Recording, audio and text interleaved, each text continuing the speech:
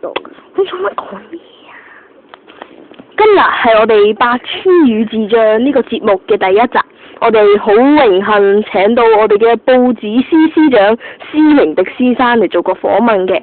你好啊，施榮迪先生。你好，我係施榮迪。你好啊，施榮迪先生。我哋第一個問題想訪問你嘅就係施榮迪先生，請問你中意啲咩嘅咧？呢個問題就簡單啦。我梗係中意施榮迪啦。點解咧，施榮迪先生？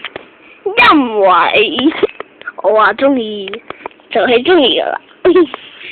好多謝你嘅回答。咁第二個問題我哋就想問你除咗施榮迪呢樣嘢中意，仲有邊樣嘢中意㗎？咁仲唔使講嘅，咁就梗係屯門公廁啦。點解你中意呢個公廁咧？因為我而家好急屎。急屎你可以去第二度㗎，點解你要去屯門公廁咧？因為屯門公廁